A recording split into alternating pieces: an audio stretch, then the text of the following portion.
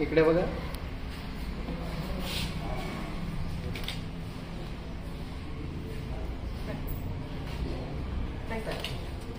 आले फोटो. हो.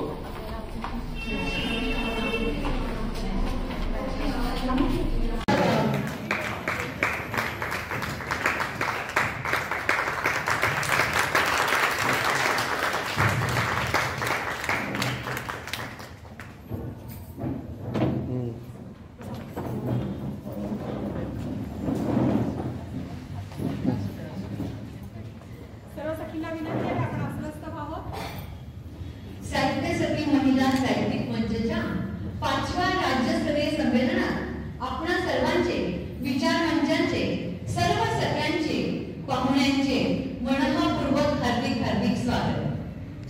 स्वतःचे आकार स्वतः निर्माण करण्याचा ध्यास घेणं सोपं नाही बरं, पण ते सोपं करून साहित्याची सेवा करताना आयुष्याची संविधा निर्माण करणारे हा विचार मंचाच्या प्रज्ञापीठ, पुण्याचे चांदणे करणाऱ्या अस्मादिक विवेकशील प्रतिभावंत मंच, माणसाची माणसांमधला स्नेहभावनाशी जोडणारी नाळ म्हणजे या सर्व साहित्य सख्या.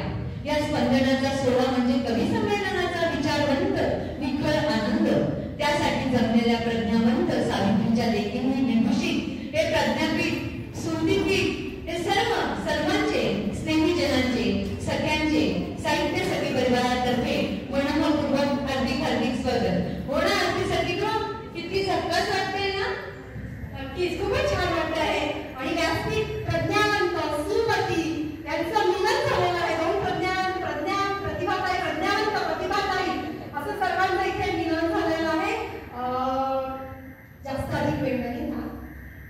स्वराज्य मिळवून देणारे छत्रपती शिवाजी महाराज, समतेचे धडे देणारे महात्मा ज्योतिबा फुले, संघर्षाचं बाळपण ज्यांनी वाचलं ते लोकमान्य टिळक आणि आम्हाला बहुमूल्य असे संविधान देणारे डॉक्टर बाबासाहेब आंबेडकर, राजमाता जिजाऊ आणि क्रांतिज्योती सावित्रीबाई यांना अभिवादन करून आजच्या या 5व्या साहित्य सखी राज्यस्तरीय महिला साहित्य संमेलनाचं आपण दीप प्रज्वलनाने सुरुवात करूया. मी व्यासपीठावरील सर्व मान्यवरांना विनंती करते की त्यांनी आजच्या या कार्यक्रमाची सुरुवात दीप प्रज्वलनाने करावी.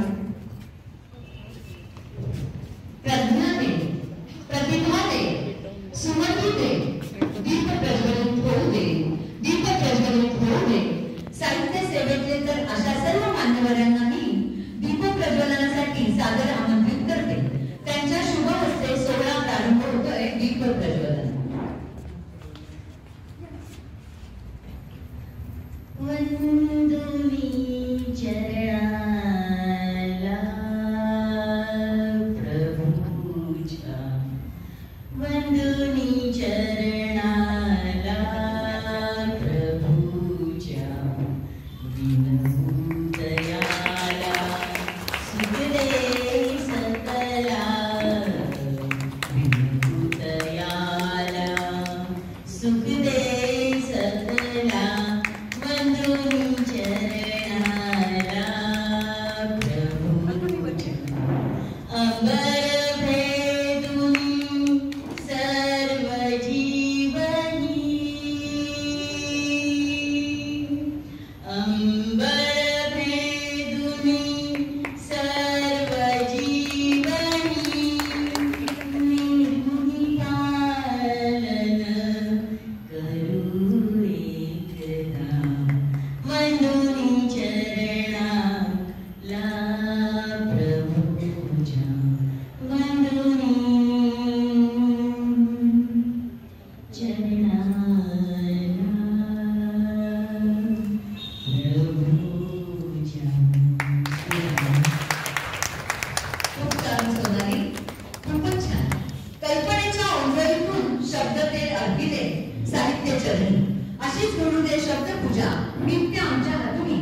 संस्कृती आपली आहे प्रकाशाची, त्यात शीतलता चंद्राची. दीप प्रज्वलनाने सुरुवात झाली कार्यक्रमाची. बोलणार ती नक्कीच एक छोटीशी जोड प्रतिभेचं काम करते.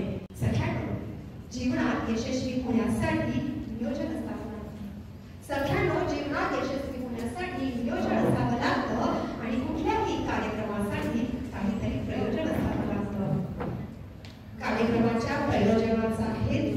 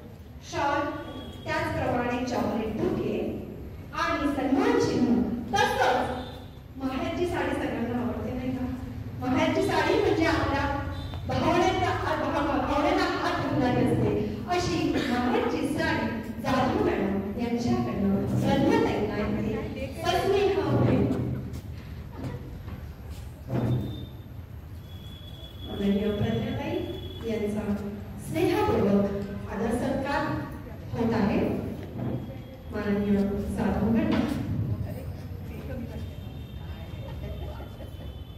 प्रेमाची उबदार शाख, सन्मान चिन्ह,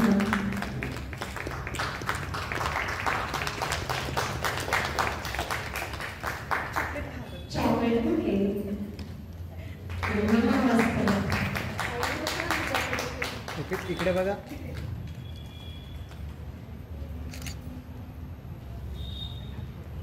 प्रज्ञाताईबद्दल सर्वजण जाणूनच आहात. नावाप्रमाणे सर्वांसाठी या व्यासपीठावर विराजमान झालेले आहेत. खूप खूप धन्यवाद. आजच्या या कार्यक्रमाचे प्रास्ताविक करण्यासाठी माननीय साधू मॅडम यांना विनंती करते की त्यांनी आजच्या या कार्यक्रमाचे आपण प्रास्ताविक करावे. माननीय साधू मॅडम.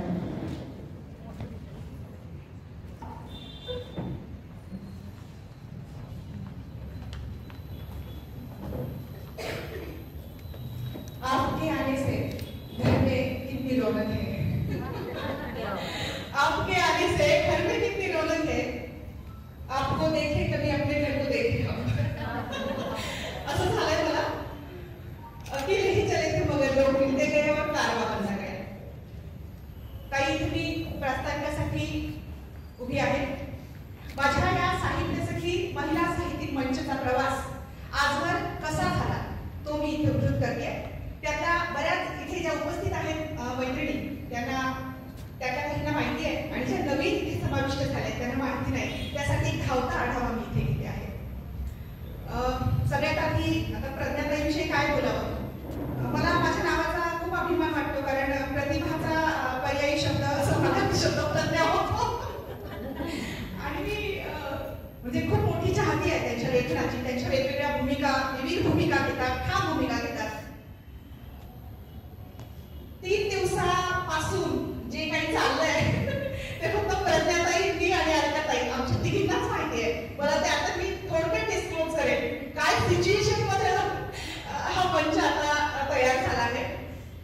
प्रज्ञाताईचा बारामतीला कार्यक्रम होता. तिकडून आल्यानंतर 2-3 दिवस त्यांना बरं वाटलं आणि हे एक वर्ष त्यांचं दुखण्याचंच वर्ष आहे जवळजवळ. काही ना काही उद्भवलं आहे कारण त्यांचं खूप झपाट्याने काम सुरू आहे. त्या वरिष्ठ महाविद्यालयात प्राध्यापिका आहेत आणि सामाजिक चळवळीमध्ये खूप मोठ्या प्रमाणात त्या अग्रेसर आहेत. तुमच्यातल्या काही जणांना माहित नसेल, अभय कांता हे नाव किती लोकांनी ऐकलंय मला कल्पना नाही. खूप मोठं नाव आहे ते. परिवर्तनाचा वाट सुरू हे जे काही मासिक आहे या मासिकाचे संपादक आदरणीय अभयदादा आणि प्रज्ञाताईचे यजमान. त्यांचं माझं सकाळी बोलणं झालं आणि मला आणखी चिंता वाटू लागली. आता ते मी जरा उंगडा करते. तुम्ही म्हणाल का पुण्यात टाकताय आम्हाला सांगा. तर ताईची तब्येत मला वाटतं व्हिएतनामला जात होत्या त्या 1 महिन्यांपूर्वी. तेव्हा टर्न झाला कार्यक्रमाची प्रतिभा मी येते तेव्हा छान होती तब्येत आणि 3 दिवसांपूर्वी त्यांची तब्येत आणखी खालावत गेली. दादाचं दुखणं असेल ताईचं आणि ताईचा सतत प्रवास सुरू असतो वेगवेगळ्या कार्यक्रमांच्या निमित्तानं आणि लेखन सुरू असतं, वेगवेगळे प्रोजेक्ट सुरू असतात आणि बारामतीहून आल्यानंतर 2-3 दिवस त्यांना बरं वाटलं. त्यानंतर त्यांची तब्येत बिघडली, बीपी लो आणि माझ्याकडे हाय. ताईंनी सांगितलं प्रतिभा माझा बीपी लो होतो आहे, मला चक्कर येत आहे आणि सगळं घर त्यांना म्हणतंय तू जायचं नाहीस. आणि इकडे मला एकटीला वाटतं यांनी यावं आणि यावंच पण माझं भीर होत नाहीये की तुम्ही आलंच पाहिजे. मी मोठ्या मी तर अभय सरांना सकाळी म्हणाले की तुम्ही मला धर्मसंकटात टाकलंय, मला काहीच कळेना काय बोलावं. याही म्हणता येत नाही, जाही म्हणता येत नाहीये. तर अभय सर मला म्हणाले की प्रज्ञा येते, येणारच आहे. ताईचं एक वाक्य आहे, मी खूप शिकते. मी माझे गुरु आणि आदर्श आहे ना फार असे चेक करून स्वीकारले. त्या मला 19 ऑगस्ट 2020 ला संध्याकाळी एका फोनवर म्हणाल्या होत्या, प्रतिभा कमिटमेंट खूप मोठी गोष्ट असते. सॉरी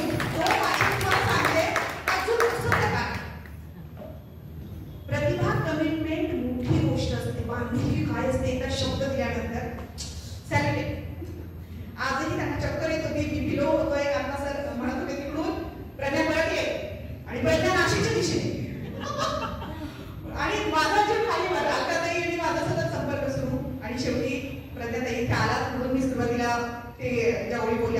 आपको देखे कभी आपले घर को देखे हो.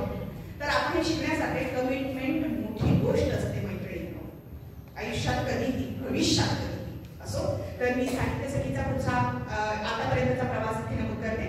ताई 2019 मध्ये एक छोटेसे जिल्हास्तरीय साहित्य संमेलन आम्ही घेतलं आणि ते घेण्यामागे अभिव्यक्ती, तेव्हा त्या साहित्य संमेलनाला नाव दिलं होतं अभिव्यक्ती साहित्य संमेलन. आणि जिल्हास्तरीय होतं, बायका आल्या, उत्साहाने आल्या, तयारीला कोणीच नाही आलं, फोटो काढायला आणि स्टेजवर सगळे आल्या. ठीक आहे, जे बायका म्हणतो की पैसे घ्या पण वेळ नाही, बांधले आम्ही घरच्यांना. एवढं कसं हो, तुम्ही स्वतःसाठी थोडा वेळ नाही काढू शकत. ठीक आहे. मग 2020-21 ला अलकाताई मला भेटल्या. अलकाताईंचा हात घट्ट पकडला की म्हटलं हे काम पुढे न्यायला 10-15 जण पुरेसे, 5-6 जण पुरेसे होतील, काही गरज नाही 500,000 लोक असल्याची सोबत. आणि हे मूर्ख लोकांनाच न्यावं लागतंय काम. मग अलकाताई आणि मी 20-21 ला आम्ही दोघींनी हे संमेलन सगळं आयोजित केलं. त्याच्यानंतर मैत्रिणी भेटत गेल्या. त्यांना कळलं की तळमळ याच्यामध्ये कळकळ आहे. फक्त गप्पा म्हणून नव्हतं, सेल्फी आणि स्टेटसला ठेवण्यासाठी आम्ही संमेलनं घेतलेली नव्हती. त्याच्यामध्ये काही उद्देश आहे की सांगते पुढे. त्यानंतर या साहित्य सखीचं 2020 मध्ये 2019 मध्ये जे साहित्य संमेलन झालं त्याच्या अध्यक्ष होत्या रंजनाताई. 2020 डॉक्टर वेदश्री हिरे, 2021 शमी भापाटे. ताई ही यादी वाचल्यानंतर तुमच्या लक्षात आले की प्राकृतिक विचार असणारे आणि परिवर्तनवादी विचार असणारे पाहुणे या संमेलनाला असावेत. कारण आपण तेच ऐकणार आहोत, तेच लिहिणार आहोत, तेच बोलणार आहोत. आपण विवेकवादाकडे कधी जाणार आहोत, पण तर्कसंगततेकडे कधी जाणार आहोत, कारण कधी शोधणार आहोत आपण. महिलांना कळलंच नाही अजून आम्ही मानसिक गुलामी आहोत, त्यांना ती गुलामीच प्रिय वाटते. तर ह्या बदलाच्या दिशेने पाऊल टाकावं म्हणून ही चळवळ निर्माण झाली. 2022 मध्ये दिशा या मंचावर होती, दिशा शेख, आणि तिने तितकं गाजून केलं आमच्या मनावर. खूप वेगळा विचार, बायका खूप वेगळा विचार केला. दिशाचं नाव घेताना इथे रोमांच उभे राहिले माझ्या अंगावर.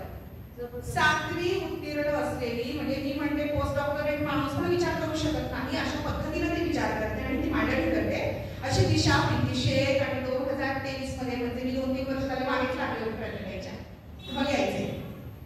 शेवटी तो क्षण मला सापडला, त्या हो म्हणाल्या.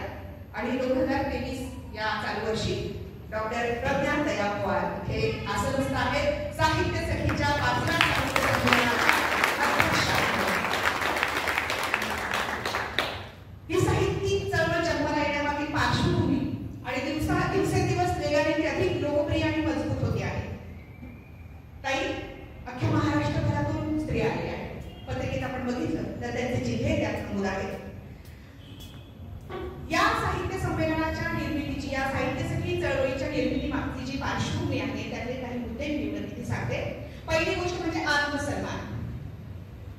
इतर संमेलनात मिळणारं दुय्यम स्थान असेल, वेगवेगळ्या उत्सवात कार्यक्रमात मिळणारं दुय्यम स्थान असेल, जाहीर कार्यक्रमात. म्हणजे मला तर एकच प्रश्न विचारावा वाटला होता पहिल्या संमेलनाच्या मंचावरून की आपण इतरांच्या सत्रांच्या किती दिवस उचलायचे. म्हणजे रांगोळ्या काढायला आम्ही, हार बुके द्यायला आम्ही, फुलबुके द्यायला आम्ही शोभेच्या वस्तू म्हणून फक्त हवं नको काय पाहुण्यांना. पण आमच्यामध्ये काही पोटेन्शियल आहे, त्याची दखल तुम्ही घेणार आहात का? आणि अखिल भारतीय साहित्य संमेलनाच्या अध्यक्षांची जर यादी बघितली तर निवडक 3च महिला आहेत. मग काय आमची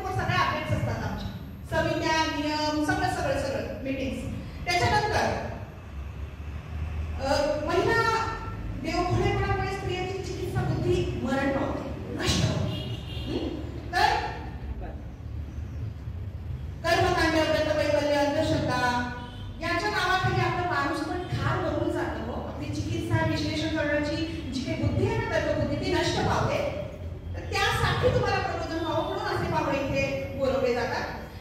वैचारिक भरण पोषण व्हावं, वैचारिक जागृती व्हावी, विचारशीलता वाढीस लावावी हा उद्देश यामागे आहे. त्याच्यानंतर मी मगाशी एक विधान केलं नाही, हाऊसवाईफ नावाची कविता रुपालीने आमची सादर केली. सगळ्यात मोठा भ्रष्टाचार हे भूतलावरचा जेव्हा पकडला जाईल तेव्हा पकडला जाईल जेव्हा महिलांच्या कामाचा हिशोब मागितला जाईल. तर आणखी साहित्य चळवळ काय करते? साहित्य चळवळ तर इथे बघा जनरल एक सांगते, खरं खरं जे आहे ते सांगते. हा, मी बरं बोलत नसेल, खरं बोलते सांगते. आपल्या जाती धर्माचे समूह आपले आहेत, आपण तिथं कार्यक्रम घेतो, तिथे जातो.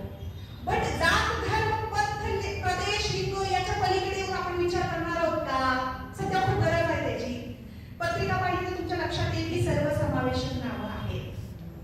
हे सर्वसमावेशक नावं हे माझं तुमचं व्हावं. आपल्याला कोणाची जात आणि धर्म शोधायची गरजच पडत नाही. तो माणूस असणं पुरेसा आहे, आपल्याला पर्याप्त आहे. बरोबर आहे. इथे आमची प्रत्येक कृती एक प्रबोधनाचा संदेश देते. त्यामुळे आपण आपली झापडायला थांबतात, आपल्या लक्षात ते काम ही साहित्यसखी करते. असं खोटं म्हटलं जातं ताई, आणि खरं आहे खोटं आहे असं म्हणता येणार नाही. बायांचा आपापसात जमत नाही. फार ठेवे दावे मग सर असुया द्वेष वगैरे वगैरे वगैरे. पण बायांनो साहित्यसखीने याला खोटं ठरवलंय आणि तो माझं नाव आम्ही सगळ्या जणी आनंदाने आमच्या कुठले हेवे दावे नाही, हीच वैचारिक उंची आम्हाला वाढवायची आहे. बस मेरे साडी से उसकी साडी सफेद केस.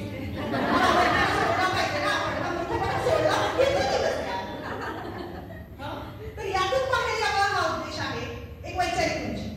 त्याच्यानंतर इथे काही सांगितलं आधी सेल्फी बिल्फी काढायच्या फार प्रेमात पडू नका. इथे ऐका, ऐकण्यासाठी या. आता आपल्याला स्टेटस अपडेट करायची पडते. स्टेटस कोणतं अपडेट केलं पाहिजे? वैचारिक उंचीचं स्टेटस अपडेट. तर महिलांचा आपापसात जमत नाही हा समज आम्ही खोटा ठरवतोय.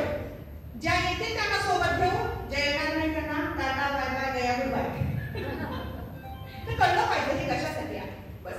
त्याच्यानंतर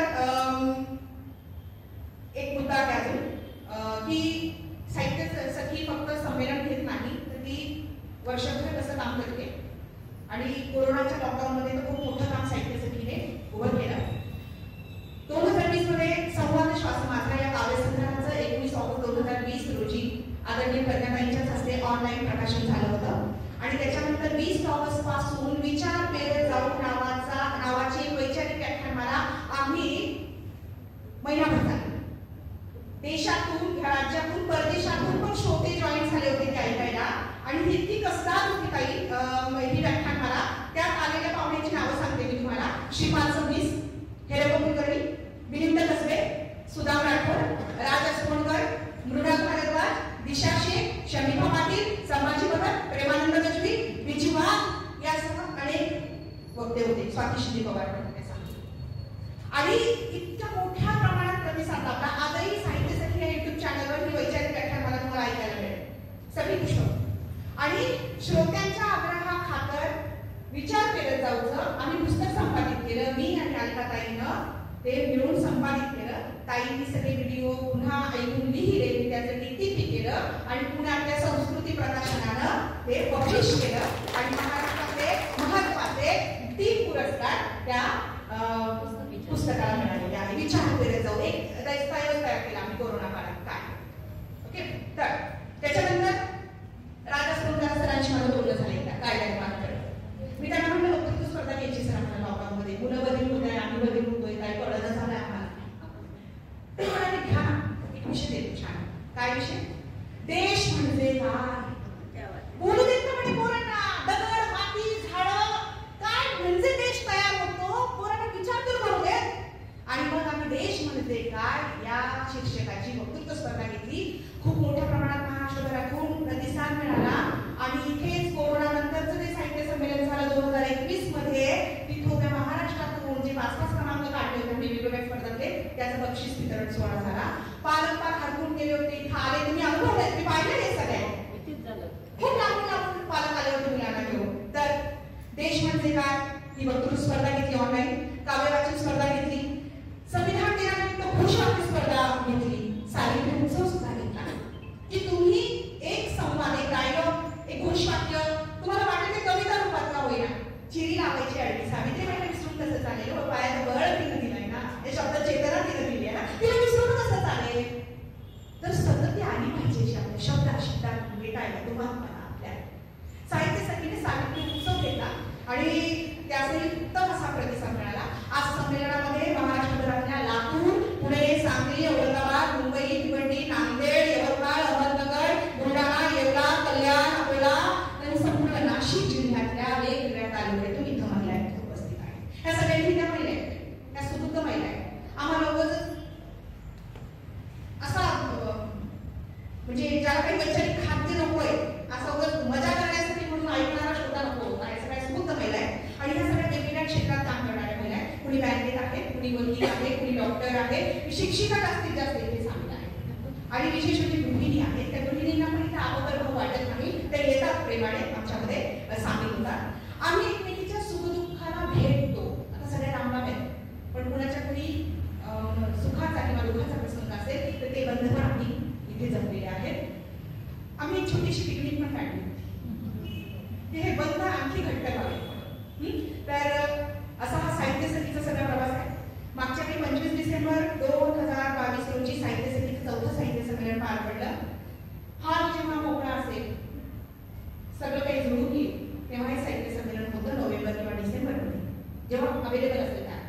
योगायोग बघा बरं काय असतात. मला फार भारी वाटतं, फार भारी वाटतं, लई प्रकारचं वाटतं. 25 डिसेंबरला मनुस्मृती दहन दिवस होता आणि आज आहे 26 नोव्हेंबर. हा योग जुळून आला, संविधान दिवस आहे.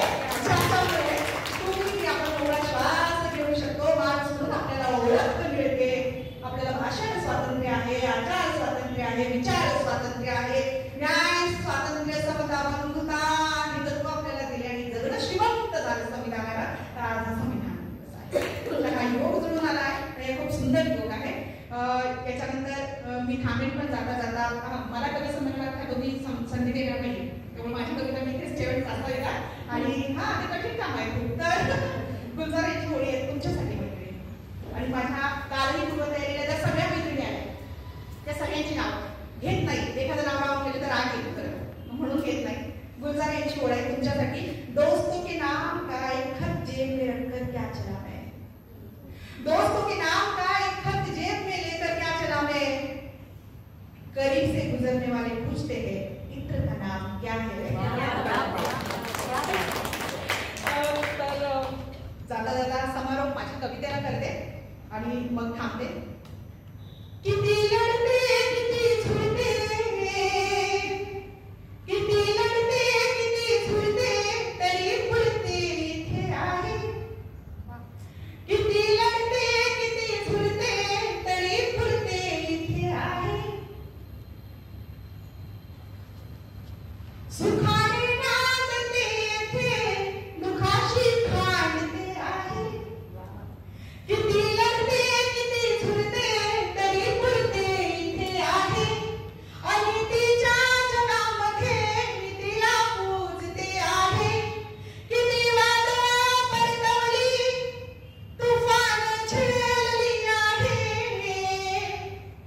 किती वादळं परतवली, तुफान झेलली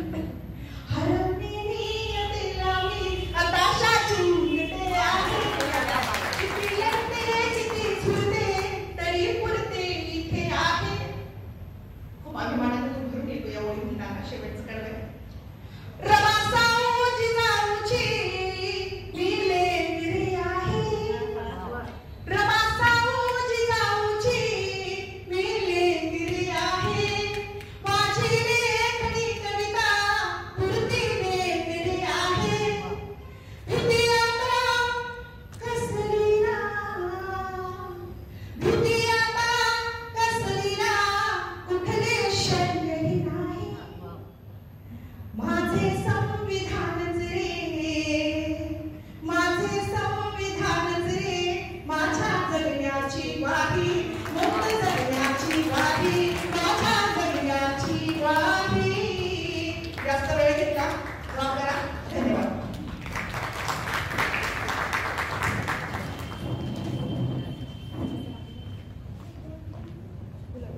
प्रतिभावंत रक्त आणि सहपरिवार साहित्य सेवा. प्रतिभावंत रक्त आणि सहपरिवार साहित्य सेवा. खरंच प्रज्ञाशील अध्यक्षांना मानाचा मुजरा करावा, मानाचा मुजरा करावा. माणूस म्हणून जगावे, जिव्हाळ्याने हाती हात घेऊन असावे. सख्यांनो असे फुलावे, सख्यांनो असे फुलावे. अगोबाई बाई आरती मनमोहनाचा कसा पिसारा फुलला. 16 तेजपुंज प्रास्ताविकाने फुलला बरं. कळवा आयोजनाचा हेतू कर्तृत्वाने सांगा साहित्य सेतू. धन्यवाद प्रतिमा मॅडम. आरती. धन्यवाद मॅडम. साहित्यासाठी चळवळीचा हेतू आपण अतिशय मांडणी थोडक्यात सांगितलं. उडत्या पाखरांना परतीची तमा नसावी, उडत्या पाखरांना परतीची तमा नसावी. नजरेत सदा नवी दिशा असावी. घरट्याचे काय बांधता येईल केव्हा, घरट्याचे काय बांधता येईल केव्हाही. क्षितिजा पलीकडे झेप घेण्याची जिद्द असावी, क्षितिजा पलीकडे झेप घेण्याची जिद्द असावी.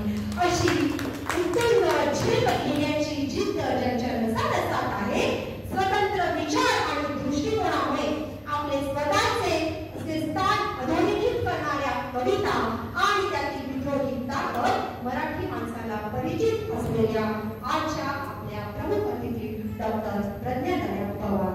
सुप्रसिद्ध लेखिका, परिवर्तनाचा वाटसरू या पाक्षिकाच्या माननीय संपादक आणि हो ख्यातनाम ज्येष्ठ मराठी साहित्यिक पद्मश्री डॉक्टर दया पवार यांच्या ज्येष्ठ कन्या यांचा परिचय करून देण्यासाठी येत आहे आपलीच सखी रुपाली जाधव. रुपाली जाधव तिला विनंती करते की तिने आज आपल्या अतिथींचा परिचय करून द्यावा.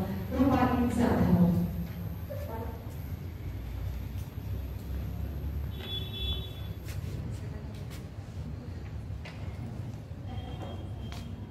आदरणीय व्यासपीठ आणि व्यासपीठावरील सर्व मान्यवर, तसेच येथे जमलेल्या माझ्या सर्व साहित्यिक सखींना माझा सविनय नमस्कार. संमेलनासाठी अध्यक्ष म्हणून लाभलेल्या डॉक्टर प्रज्ञादया पवार यांचा परिचय करून देण्याची जबाबदारी आज माझ्यावर आहे. आजच्या संमेलनाध्यक्षा माननीय डॉक्टर प्रज्ञा पवार यांच्या नावाचा अर्थच मुळी प्रज्ञा म्हणजे विद्या असा आहे. त्या ठाणे येथील रहिवासी असून सतीश प्रधान ज्ञान साधना महाविद्यालय ठाणे येथे मराठी विभागाच्या सहयोगी प्राध्यापक व विभाग प्रमुख म्हणून कार्यरत आहेत. त्यांचे अनेक कविता संग्रह, कथा संग्रह, ललित, गद्य, नाटक, संपादन हे प्रकाशित झालेले आहे. त्यातील कथा संग्रह अफवा खरी ठरावी म्हणून हे त्याच्या शीर्षकावरूनच मला फार वाचावेसे वाटते आहे. फार उत्कर्षावर्धक असे त्याचे शीर्षक आहे. त्यांना आजवर अनेक पुरस्कारांनी सन्मानित केले गेले आहे. त्यांच्या अंतस्थ या काव्यसंग्रहाला बालकवी पुरस्कार, विशाखा पुरस्कार, कविवर्य बासी मर्ढेकर पुरस्कार इत्यादी पुरस्कार मिळालेले आहेत. एकाच काव्यसंग्रहाला इतके पुरस्कार म्हणजे त्यांचे साहित्य लेखन किती प्रभावशाली असेल यातून आपल्याला दिसून येते. त्यांनी आजवर मराठी कवितेसाठी दिलेल्या योगदानाबद्दल कवयित्री शांता शेट्टी पुरस्कार त्यांना मिळालेला आहे. त्यांना मिळालेल्या पुरस्कारांची यादी पाहता त्यांनी साहित्य क्षेत्रात केलेलं कार्य किती व्यापक आहे हे लक्षात येतो. केवळ महाराष्ट्रापुरतं त्यांचे साहित्यिक योगदान सीमित न राहता त्याच्या कक्षा 7 समुद्रापलीकडेही परदेशातही रुंदावत आहे. अनेक संमेलनात त्यांनी संमेलनाध्यक्ष म्हणून आपली कामगिरी बजावली आहे. आज आपले भाग्य थोर की अशा सन्माननीय कवयित्री, लेखिका, साहित्यिक आपणास अध्यक्ष म्हणून लाभलेला आहे. त्यांच्या फेसबुक वॉलवरच्या अनेक साहित्यांमधून एका कवितेच्या 4 ओळी मी आज तुम्हाला ऐकवत होते. मला लिहायची तुझी वेदना, मला लिहायची तुझी वेदना, रमाई तू आठवलीस की आठवतात तुझे डोळे, रमाई तू आठवलीस की आठवतात तुझे डोळे. रमाबाई भीमराव आंबेडकर नावाच्या बाईचीच असू शकतील असेल, रमाबाई भीमराव आंबेडकर नावाच्या बाईचीच असू शकतील असेल, जे काहीच सांगत नाही करुणेच्या अंमलात उजेडाशिवाय. कर्तेपणाच्या ऐतिहासिक नोंदीत नाही येत तुझा संदर्भ कुठेच कधीच, कर्तेपणाच्या ऐतिहासिक नोंदीत नाही संदर्भ कुठेच कधीच फार फार सुशोषित कनवाळू ममतेची पुतळी फार फार सुशोषित कनवाळू ममतेची पुतळी अशी त्यागी स्त्रीत्वाच्या आदर्श साच्यात कशी अलगद जाऊन बसणारी स्त्रीत्वाच्या आदर्श साच्यात अशी अलगद जाऊन बसणारी अशी रमाईवर भाष्य करणारी ही कविता अगदी अंतःकरणात खोलवर रुजून राहते. कविता फार मोठी आहे. मी फक्त 4 ओळी तुमच्यासाठी ऐकवल्या आहेत. ताई ही वेदना केवळ रमाईचीच नसून प्रत्येक यशस्वी पुरुषाच्या स्त्रीची पत्नीची आहे असं मला तरी वाटतंय. जे पुरुष यशस्वी असतात आपल्या नावाजलेला असतात त्यांच्या प्रत्येकाच्या पत्नीची ही वेदना आहे. तीच भावना आपण अतिशय समर्पक शब्दात व्यक्त केली आहे. तर अशा या अष्टपैलू नव्हे तर शतपैलू असणाऱ्या हिऱ्याचा परिचय करण्याची संधी मला दिली त्याबद्दल मी आज आपल्या प्रतिभाताईंचे मनापासून आभार मानते आणि इथेच थांबते. धन्यवाद. धन्यवाद सखी. थोडक्यात पण छान परिचय करून दिला. आपल्या आजचे जे अतिथी आहेत त्यांचा परिचय एवढ्या थोडक्यात आणि एवढा मोठा परिचय असून थोडक्यात करून दिला आणि वेळेचं पान ठेवलं त्याबद्दल मनपूर्वक धन्यवाद. सखींनो, मगाशी मी म्हटलं की आपणच आपल्या माणसांचं कौतुक आणि सत्कार करायला हवा नाही का? तर आपल्या ज्या अध्यक्ष आहेत त्यांचा सत्कार राहून गेलेला आहे आणि म्हणून मी माननीय प्रज्ञाताई यांना विनंती करते की त्यांनी जाधव मॅडम यांचा सत्कार करायचा आहे. सुमतीताई, प्रज्ञाताई, व्यासपीठावरील सर्व मान्यवरांना विनंती की प्रतिभा जाधव यांचं चॉकलेट बुके आणि सन्मान चिन्ह देऊन सत्कार करावा. कसं आपल्याच माणसांनी पाठीवर थाप दिली छान वाटतं. कौतुकाचे 2 शब्द हे नेहमीच प्रेरणादायी असतात आणि म्हणूनच प्रज्ञाताई आपल्याकडनं हे कौतुक होणं अपेक्षित होतं. धन्यवाद. त्यानंतर आपल्या साहित्य सभेच्या माननीय उपाध्यक्षा ॲडव्होकेट कायद्याचं ज्ञान असलेल्या कायदा आणि भावना किती विसर्ग केलाय का? किती सुंदर कविता त्यांनी सादर केला. अशी आपल्या अष्टपैलू व्यक्तिमत्व असलेल्या साहित्य सभेच्या उपाध्यक्षा माननीय ॲडव्होकेट मिलनताई खोर यांचाही सत्कार माननीय प्रज्ञाताई आणि सुमतीताई यांनी करावा अशी त्यांना विनंती करते.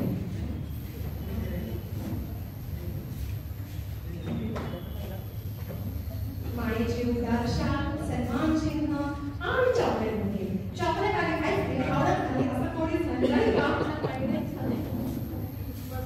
आपल्या सगळ्यांच्या सुंदर आयडिया अशा छान छान आयडिया नेहमी नाविन्याचा ध्यास असणाऱ्या नवनवीन कल्पनांचा आविष्कार करणाऱ्या आणि ज्यांना आता उद्या ग्रामीण साहित्यामार्फत ग्रामीण साहित्य अडवणुरी जी काही संस्था आहे यामार्फत साहित्यवरती पुरस्कार हा त्यांना मिळतो आहे. अशा साहित्य सभेच्या माननीय सचिव अलकाताई कुलकर्णी यांचाही सत्कार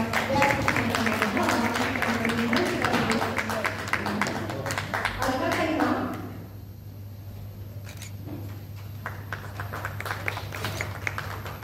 सर्वतीर्थ त्यांच्या लेखनाबद्दल सर्वतीर्थ हा पुरस्कार मिळणार आहे. सर्व मान्यवरांना विनंती आहे की त्यांनी आसनस्थ राहावं. त्याचप्रमाणे सगळ्यात महत्वाचं म्हणजे सखींनो, मागील 2 वर्षापासून आपण सर्वजण ज्या जागतिक महामारीचा मुकाबला मोठ्या युक्तीने केलेला आहे. या जागतिक महामारीमध्ये ज्यांचे कुटुंब उद्ध्वस्त झालेले आहेत, ज्यांचे कुटुंब प्रमुख गेलेले आहेत, त्या कुटुंब प्रमुखांनंतर ज्या सखीने जो काही लढा दिलेला आहे त्या लढ्याविषयीचं त्यांची कथा लिहिणारं जे काही पुस्तक आहे ते प्रतिभा जाधव यांनी संघर्ष कथा हे पुस्तक लिहिलेलं आहे. त्या पुस्तकाचा अनुवाद केला आहे डॉक्टर अरविंद कुमार कांबळे यांनी. अनटोल्ड स्टोरीज ऑफ कोविड-19 या पुस्तकाचे प्रकाशन आहे.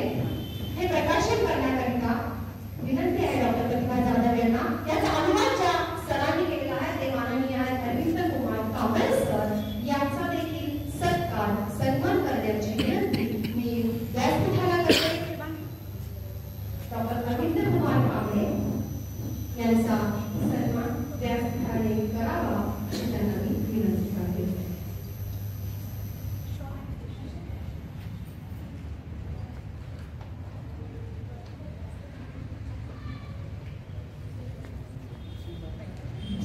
सन्माननीय डॉक्टर अरविंद कुमार कांबळे यांचा सन्मान सत्कार करतील प्रज्ञावंत हात सन्माननीय डॉक्टर प्रज्ञा पवार मॅम. जोरदार टाळ्या वाजवा. जोरदार येते ना टाळ्या वाजवा.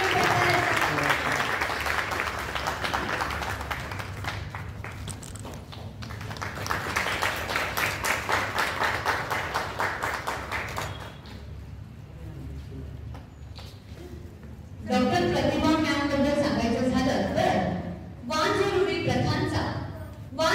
प्रथांचा तू भार वाहू नकोस नारी, तू भार वाहू नकोस नारी, तुझे स्वत्व ओळख जगी, तू ठरशील भारी, तू तो पाय रोखडी टाक उभी खचण्याकरी, निनाद चौथे जय घोषाची तुझ्या तुतारी, निनाद चौथे जय घोषाची तुझ्या तुतारी, असा ज्यांच्या लेखणीचा जयघोष आहे अशा चाणक्य बुद्धिवादी माननीय प्रतिभा जाधव मॅम यांच्या पुस्तकाचा प्रकाशन सोहळा आज येथे संपन्न होत आहे.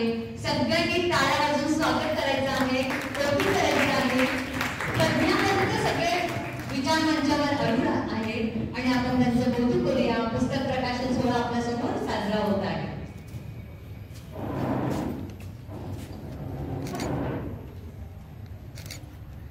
अनटोल्ड स्टोरीज ऑफ कोविड-19 या पुस्तकाचे मान्यवरांच्या हस्ते प्रकाशन होत आहे. हे पुस्तक ज्या सखींच्या जीवनावर आधारित आहे आणि ज्यांनी लिहिलेलं आहे त्यांच्यासाठी लोकशाहीर वामनदादा कर्डक यांच्या काही ओळी मला इथे आठवतात आहे. वामनदादा म्हणतात, तुफानातील दिवे आम्ही तुफानातील दिवे, तुफानातील दिवे आम्ही तुफानातील दिवे, तुफान वारा पाऊस धारा मुलीना आम्हाशिवे, जळू परंतु धरती उजळू, जळू परंतु धरती उजळू, प्रकाश इथे असा संतळू, जळू परंतु धरती उजळू, प्रकाश इथे असा संतळू, सदा चांदणे सुखी नांदणे, सदा चांदणे सुखी नांदणे, हेच आम्हाला हवे, तुफानातील दिवे आम्ही तुफानातील दिवे, अशा या तुफानातील दिव्यांना सर्वांना मनात समुद्रा. सर्व मान्यवरांचे धन्यवाद.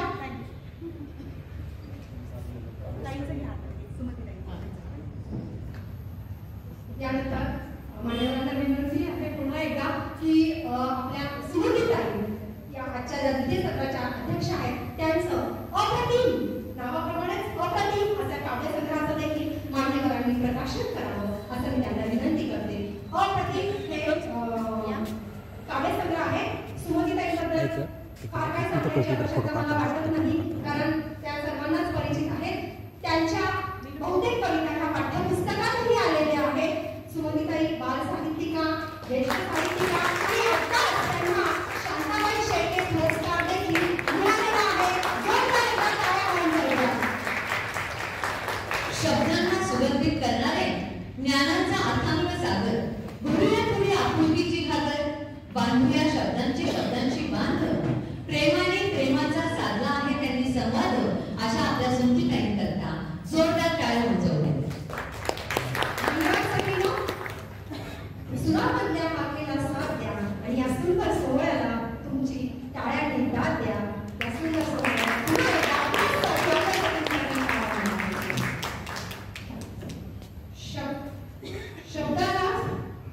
शब्दाला सुगंधित करणारे असे ज्ञानाचा अथांग सागर, शब्दाला सुगंधित करणारे असे ज्ञानाचा अथांग सागर, धरूया आपली ही छोटीशी घागर, बांधूया शब्दांनी शब्दांचे वाद आणि साधूया प्रेमाने प्रेमाचा संवाद. सखींनो, ज्या क्षणाची आपण वाट पाहत आहोत आतुरतेने अगदी तो क्षण आता जवळ आला. भरास होईल पुढील शब्दांचे दान, पडेल शब्दांचा पाऊस, मन शिंपल्यात साठून, कारण उघडणाऱ्या अंतरहौस आंतरिक नेत्रांना प्रज्वलित करण्यासाठी ज्ञानाचे अंजन घेऊन येत आहे सन्माननीय अध्यक्षा डॉक्टर प्रज्ञाताई पवार. माननीय प्रज्ञावंतांना विनम्र विनंती करते की त्यांनी त्यांचे मनोगत आपल्यासमोर मांडावे. जोरदार टाळ्यांनी स्वागत करूया.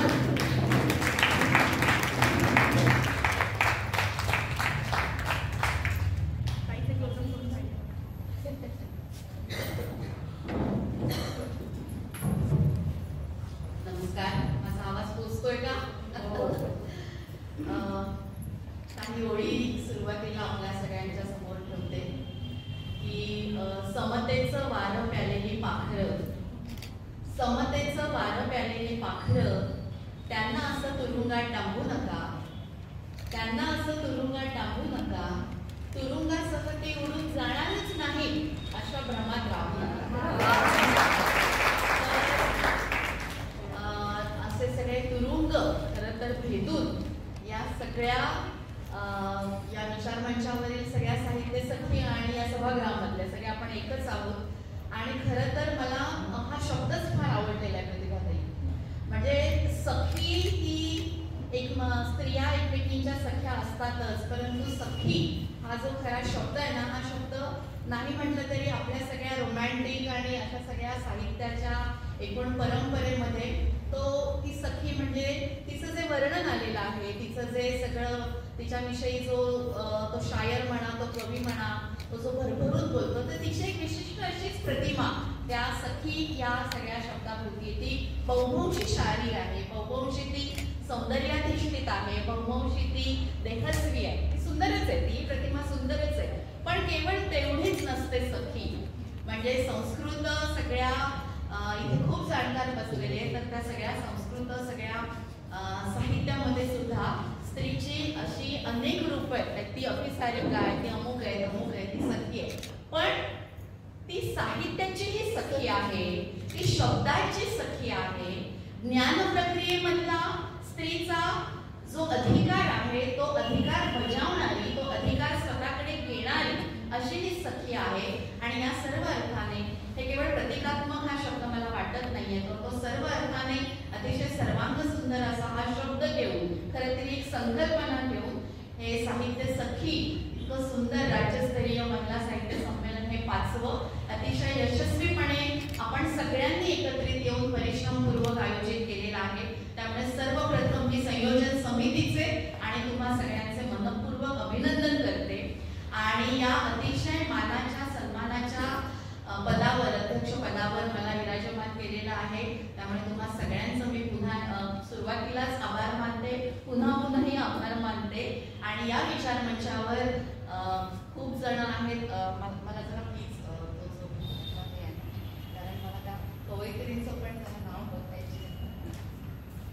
खरं तर आता या विचारमंचावर जे इथे उपस्थित आहेत, काही संमेलनाध्यक्ष आदरणीय सुमनताई पवार आहेत, या संयोजन समितीच्या आणि या सगळ्याच प्रकल्पाच्या उपक्रमाच्या ज्या सर्व म्हणता येतील किंवा ज्याला आपण काय म्हणूया, एक मध्यवर्ती असा एक खांब असतो, एक दणदणीत असा, तशा त्या आमच्या प्रतिभाताई जाधव आहेत. त्यानंतर त्यांना साथ देणाऱ्या अलकाताई कुलकर्णी आहेत. त्यानंतर मिनलताई आहेत. आणि मगापासून ज्यांचं आपण अतिशय रसाळ असं जे सूत्रसंचालन ऐकतो आहोत, त्यांची जी नावं इथे दिलेली आहेत, त्या रंजना बोराताई आहेत, आरती डिंगोरेताई आहेत. या सगळ्यांचंच आणि खरं तर ना कुठलाही असा उपक्रम, खूप मोठा उपक्रम ज्यावेळेस साक्षात होतो तेव्हा अनेक हात लागलेले असतात.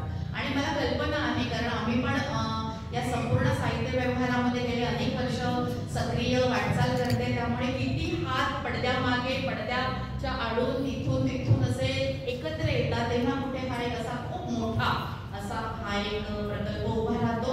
आणि मला असं वाटतं की ह्या सगळ्याच्याच मगाशी जसं प्रतिभाताईंनी सांगितलं की कुठून आलेल्या आहेत. म्हणजे उत्तर महाराष्ट्रातून आलेल्या आहेत, पश्चिम महाराष्ट्रातून आलेल्या आहेत, विदर्भातून आलेल्या आहेत, मराठवाड्यातून आलेल्या आहेत. ही सगळी नावं आणि त्यांचे त्या कुठून पुण्यातून आहेत, मुंबईतून आहेत, ठाण्यातून आहेत. त्यामुळे हे जे असं आहे ना की शब्दांसाठीचा ध्यास घेणं, साहित्याचा ध्यास घेणं आणि स्त्रीचं जे एक परंपरेने किंवा संस्कृतीने दिलेलं जे एक काम आहे की तिचं सृजन फक्त अपत्य जन्मापुरतंच मानलं गेलेलं आहे, तर त्याच्या पलीकडे जाऊन ती एक अशा पद्धतीने कवितेतून, सगळ्या साहित्याच्या निर्मितीतून एक कृतीशील हस्तक्षेप करू शकते. अशा प्रकारचं एक धारणा घेऊन ही राज्यस्तरीय संमेलन सुरू आहे. आणि मगाशी ज्यांचा उल्लेख केला की पुढे या संमेलनाच्या अध्यक्षस्थानी येऊन गेलं, तर त्याच्यातूनही मला असं वाटतं की आपण कुणाला बोलवतो, आपण कुणाला आपला विचारमंच शेअर करायला देतो, तर त्यामधून सुद्धा एक व्यापक अशी भूमिका जी आहे ती भूमिका ही ध्वनित होते असं मला इथे आवर्जून सांगावं असं वाटतं. खरं बोलण्याच्या आरंभीच, कारण खूप ट्रॅफिक होतं. मी खरं तर 7च्या आसपासच घर सोडलं, ठाण्यातून बाहेर पडले, पण प्रचंड ट्रॅफिकमध्ये मी अडकले. त्यामुळे काही जणींना मला ऐकता आलं नाही, काही जणींना मी नक्की यानंतर ऐकण्यासाठी प्रयत्न करेल जेवढी माझी तब्येत मला साथ देईल. त्यामुळे सुरुवातीलाच मी दिलगिरी व्यक्त करते. आणि आजचा जो सगळा, मला सुरुवातीला हेही म्हणावं असं वाटतं की उद्या फार महत्वाचा संदर्भ आहे आणि आजचाही संदर्भ फार महत्वाचा आहे. कारण ज्यांनी खऱ्या अर्थाने जी मनुसंहिता, जी अगदी तेव्हाच्या काळातच नव्हे तर आजही जिचं जोखड हे भल्या भल्यांच्या मनामध्ये आहे, ती मनुसंहिता जी डावलून अक्षरशः तिचं काय करून, तिचं दहन करून, तिला जाळून एक नवी पूर्णपणे समतेवर आधारित अशी एक मानुषतेची संहिता, समतावादाची संहिता ज्यांनी आपल्याला दिली, त्या खऱ्या अर्थाने ज्याला आयडिया ऑफ इंडियाचे जे पायोनियर म्हणता येतील, ज्यांना आधुनिक भारताचे जे अतिशय महत्वाचे एक शिल्पकार म्हणता येतील, त्यांनी संविधान दिलं आज आपल्या सगळ्या देशाला. आणि फार महत्वाचा असा हा संदर्भ आहे. उद्या क्रांतिमान ज्योतिराव फुले यांचा स्मृतिदिन आहे आणि मला असं वाटतं की ज्यांनी म्हणजे ज्यांच्या एका एकमय नात्याने, ज्यांच्या एका सहजीवनाने क्रांतिमान ज्योतिराव फुले आणि सावित्रीबाई हे अतिशय ऑर्गॅनिक इंटेलेक्च्युअल जोडपं की ज्याचा एक आदर्श आपल्या समोर आहे. आणि डॉक्टर बाबासाहेब आंबेडकर आणि रमाबाई असू दे किंवा सविता कबीर असू दे, त्यांचाही मला इथे आवर्जून उल्लेख करावासा वाटतो की ही जी नाती आहे पती पत्नीचं, हे जे पती पत्नीच्या नात्याचं जे अतिशय सुंदर एक रसरशी एक आदर्श असं एक प्रारूप दिलेलं आहे आपल्या सगळ्यांना. आणि त्या मार्गाने जाण्याचं खरं तरी ते खूप सख्य आहे. पण त्यांचे सगळे ज्योतिबा जरी इथे आले असते तर मला खरंच आणखी आनंद झाला असता. कारण प्रतिभाताईंचे जे ज्योतिबा आहेत ते मला नेहमी दिसतात आणि ते नेहमी असतात त्यांच्या सोबत. म्हणजे त्यांच्या सगळ्या पोस्ट मधून, त्यांच्या सगळ्या व्हिडिओज मधून ते मला फार छान वाटतं खरं तर. आणि हे सोपं नाहीये, हे सोपं नाहीये. याचं कारण इथपर्यंतचा जो प्रवास सगळ्या जणी करतात, तर त्या प्रवासामध्ये अशा प्रकारचा एक पूर्णपणे समतेवर आधारलेल्या नात्याचं एक सुंदर स्वप्न सहजीवनामध्ये बघितलं जातं. आणि त्या सगळ्याकडे वाटचाल करताना मला असं वाटतं की एखादीला असं वाटतं की मला माझा ज्योतिबा मिळावा, एखादीला असं वाटतं की मला माझा बाबासाहेब मिळावा. पण कधी कधी मला काय वाटतं की एक युटोपियन कन्सेप्ट तर नाही ना, एका आपण नंदनवनामध्ये एका अतिशय आदर्श याच्यामध्ये तर असं जगत नाही ना. तर अशा प्रकारचं वातावरण अलीकडच्या काळामध्ये हे खूप मोठ्या प्रमाणामध्ये निर्माण झालेलं आहे असं आपल्याला दिसतं. म्हणजे अगदी मला माझं सगळं लहानपण आठवतं.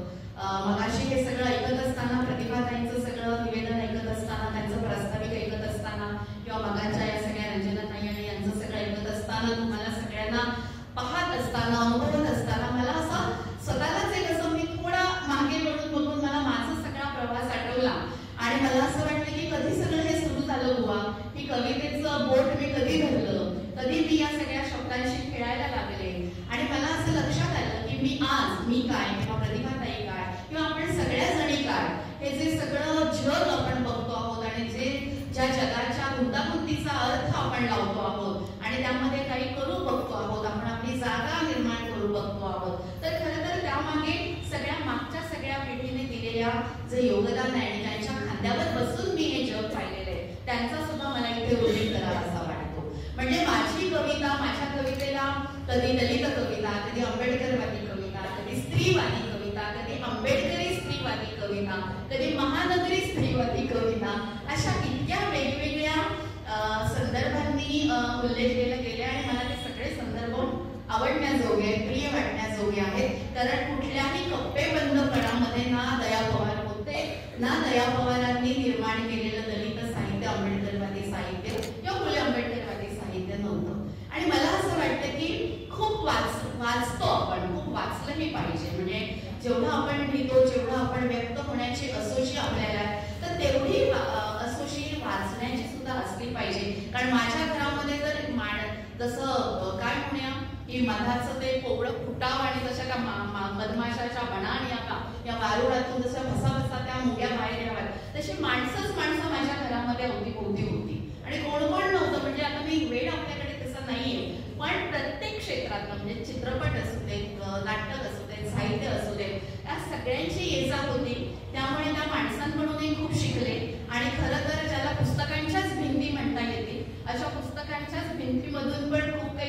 स्वतंत्रपणे शिकले. आणि हे सगळं करत करत लहानाची मोठी होत असताना आम्ही चाळीमध्ये राहत होतो, पत्र्याच्या चाळीमध्ये राहत होतो. आज मी कारने आलेले, आज मी माझं स्वतःचं घर वयाच्या 40 नंतर उभं केलेलं आहे. आणि ज्या वयामध्ये सगळ्या स्त्रियांचे आयुष्य स्थिरस्थावर होतात, त्या स्थिरस्थावर होण्याच्या आयुष्यामध्ये मी माझ्या मुलाला घेऊन अंगावरच्या कपड्यांची बाहेर पडलेली आहे. आणि तुम्हाला आश्चर्य वाटेल की कसं बघा आपल्या सगळ्या, म्हणून मी आपल्या सोबत असणाऱ्या ज्योतिबाचा किंवा आपल्या सोबत असो पाहणाऱ्या बाबासाहेबांचा इथे का उल्लेख करते, कारण हा आपला जो प्रवास आहे, आपल्याला काय हवं असतं, आपल्याला एक सन्मान हवा असतो थोडासा, आपल्याला एक आदराची भावना, प्रेम हवं असतं.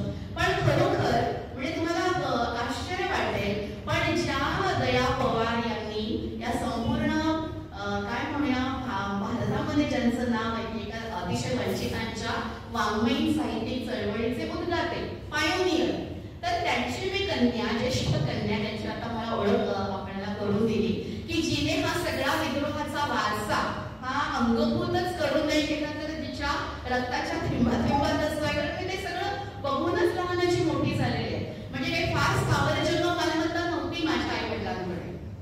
माझ्या आई साधी साड्यामध्ये शिक्षिका, वडील रेल्वेमध्ये ऑडिटर, आम्ही पत्राच्या घरात राहायचो, सार्वजनिक संडास वगैरे सगळं. पण हे सगळं घेऊन लहानाची मोठी होताना एवढं मात्र नक्की कळलं की वेदना आहे, खूप अपमान आहे, खूप संताप आहे, खूप दुःख आहे, प्रचंड हिंसा आहे आणि स्त्रिया फार मोठ्या संख्येने हिंसेला बळी जातात.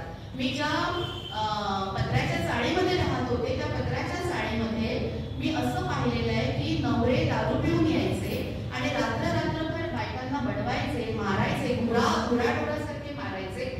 मी रात्री 1:30-2 वाजता किंचाळून जागे व्हायचे की शेजाऱ्याच्या बायांचा अतिशय किंचाळलेला असा आवाज ऐकून. आणि हे इतकं लहान या वयामध्ये पाहिलं तेव्हा मला असं वाटतं की ती वेदनेतूनच कवितेचा जो जन्म होतो, तशा प्रकारे माझ्याही कवितेचा जो जन्म झालेला आहे तो त्याच्यातूनच झालेला आहे. आणि निसर्ग, तारे, वारे, समुद्र हे सगळं काही आपल्याला आवडत नाही असं नाही, सगळं आपल्याला आवडतंच. हे सगळ्यांना आवडतं, हे आपल्यालाही आवडतं, परंतु अशा प्रकारचा आनंद घेता येण्याची जी समाजामध्ये जी एक काय लागते, एक स्पेस लागते किंवा एक मानसिकता लागते, तर तशी मानसिकता सगळ्या समूहांमध्ये आहे का?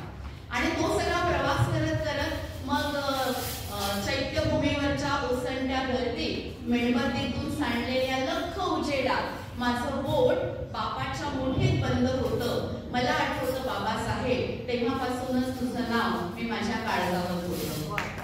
तर असा हा बाप आणि असं हे सगळं घेऊन नामदेव ढसाळ की आता या शहराला आग लावत चला, असा तप्त ज्वालामुखीचा लाव्हा ज्याच्या सगळ्या कवितेमधून त्याचा उद्रेक होतो, अशी सगळी ती ज्यांना मी काकाच म्हणते सगळ्यांना, मावशा, हे आवाज कसले येत आहेत, पाण्यातले मासे तर रडत नाहीत ना, अशी इतकी सूक्ष्म आणि तरल कविता लिहिणाऱ्या आमच्या ज्योतिताई लांजेवार असतील किंवा हिराताई बनसोड. आता मला फार चांगलं वाटतंय की प्रतिभाताईंनी असं म्हटलं की आपण माणूस म्हणून एकत्र येऊया, हे कुठले आपल्या जात, धर्म, पंथ हे सगळं भेदाभेद हे सगळं बाजूला ठेवूया आणि स्त्रिया खरंच जेव्हा हे सगळं ओलांडून बाजूला येतील ना, तेव्हाच आता या देशामध्ये क्रांती होणार आहे.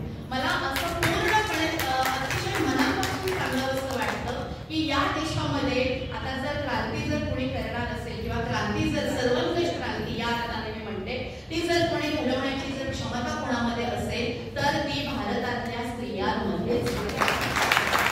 आणि या भारतातल्या स्त्रिया जेव्हा त्यांचा स्वतःचा जात, धर्म या स्वतःच्या त्या सगळ्या 4 भिंती त्या ओलांडून खऱ्या अर्थाने त्या एकमेकींच्या ताकदीला जोडत जाऊन, उजागर करत जाऊन एक सामूहिकतेमध्ये जेव्हा ही सखीपण जेव्हा एका सामूहिक जाणीवेमध्ये परिवर्तित होईल, तेव्हा मला नाही वाटत की आज जे भारतावर खूप काळे कुळकुळीत आपलं सगळं आकाश असं खूप काळवंडून गेलेलं आहे, परंतु कधीतरी एक लख असा सूर्य उगवणार आहे आणि तो सूर्य हा आपल्या ओटीपोटीतून आपल्या त्या सगळ्या कृतिशील अशा हस्तक्षेपातूनच उगवेल असं मला पूर्णपणे खात्रीने सांगावंसं वाटतं. आणि हा मार्ग काही सोपा नाहीये. म्हणजे मला मागचे कितीतरी दाखले असे मला दिसतात की आपल्याकडे काय आहे की आपल्याकडे वितंडा आहे आपल्या सगळ्या परंपरेमध्ये आणि वितंडेला खूप मानलं गेलेलं आहे, सन्मान दिला गेलेला आहे. परंतु मला असं वाटतं की आज जर ह्या असत्या कोण जनाबाई असत्या तर त्या जनाबाईला अशा कविता तरी लिहिता आल्या असत्या की डोईचा पदर आला खांद्यावर किंवा भरल्या बाजारी मी जाईन आणि मी वेसवाच आलेले आहे. असा तो काळ लक्षात घ्या. आणि मुक्ताबाई सारखी संत कवयित्री म्हणते चांगदेवाला, म्हणजे चांगदेव जो तिचा गुरु आहे त्या चांगदेवाला मुक्ताबाई सारखी कवयित्री म्हणते की अरे आंघोळ करते ती आणि तो अचानक आलेला आहे तिकडे, त्याला माहिती नाहीये मुक्ताबाईचं आंघोळ चाललेली आहे, स्नान चाललेले आहे, अचानक तो आला आणि तिला बघून तो एकदम गडबडून जरा मागे वळला.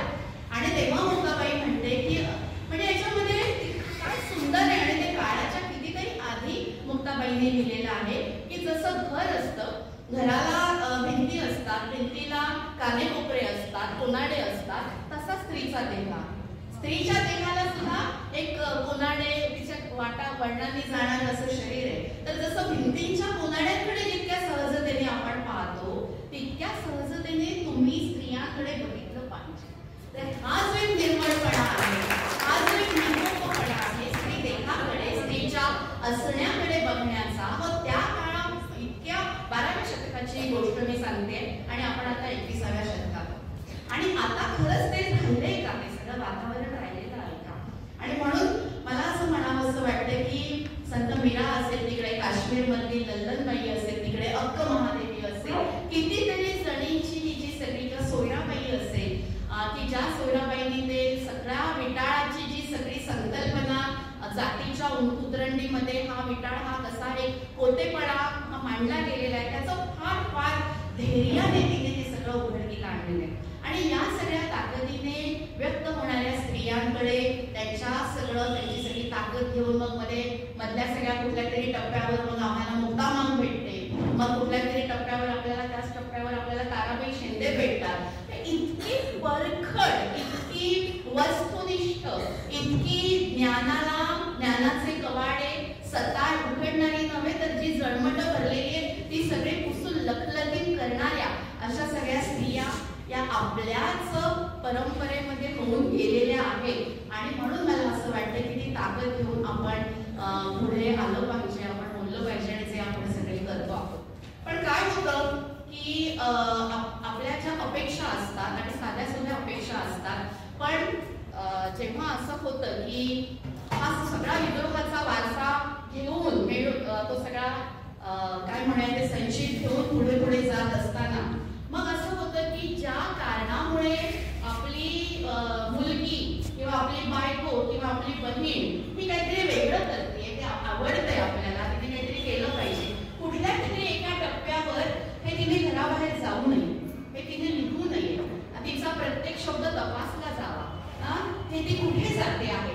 म्हणजे मला असं कळत नाही की शोषित समाजामधून येणारे जे सगळे, वंचित समाजामधून येणारे जे सगळे आमचे भाऊ आहेत, जे आमचे वडील आहेत, जे नवरे आहेत, त्यांच्याकडनं तर खरं तर अधिक मोठ्या अपेक्षा असतात. पण आपल्याला असं दिसतं की त्या अपेक्षा पूर्ण होत नाही. म्हणजे माझं स्वतःचं ढळढळीत उदाहरण मला सांगायला अजिबात काही हे वाटत नाही की केवळ मी लिहिते. बघा दया पवारांची मुलगी आणि मुंबई विद्यापीठामध्ये माझं सगळं शिक्षण झालेलं, मुंबई सारख्या अत्यंत मॉडर्न अशा याच्यामध्ये वाढलेली आणि लग्न झालं माझं वयाच्या 20व्याच वर्षी. जी गोष्ट आधी प्रचंड अपील झाली की ही मुलगी भाषणं करते, ही मुलगी अतिशय अप्रतिम लिहिते, त्याच गोष्टी नंतर इतक्या खटकायला लागल्या की बघू काय लिहिलंय, नाही पण हा शब्द जरा थोडासा बोल्डच आहे बरं का.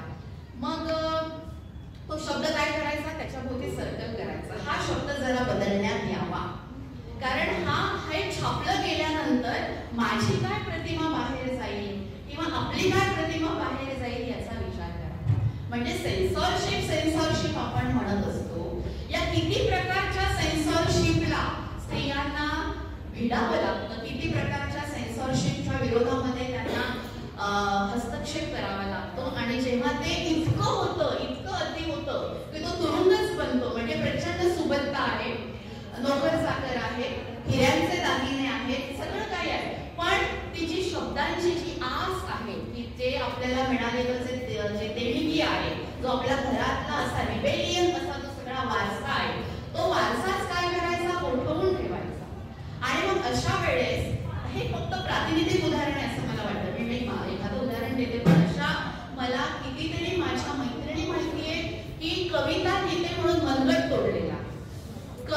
गीते म्हणून घराच्या बाहेर उभं केलेलं आहे.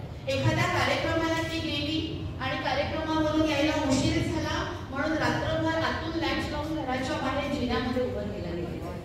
म्हणजे हे काय चाललेलं आहे कुठल्या काळामध्ये? म्हणजे स्त्रियांना जे काही भोगायचंय, जे काही त्यांना लढायचंय, तर ते सगळं बाहेरचं तर जग आहेच आहे की बाहेरच्या जगाशी पण आपण वेगवेगळ्या पद्धतीने चार हात करत असतो.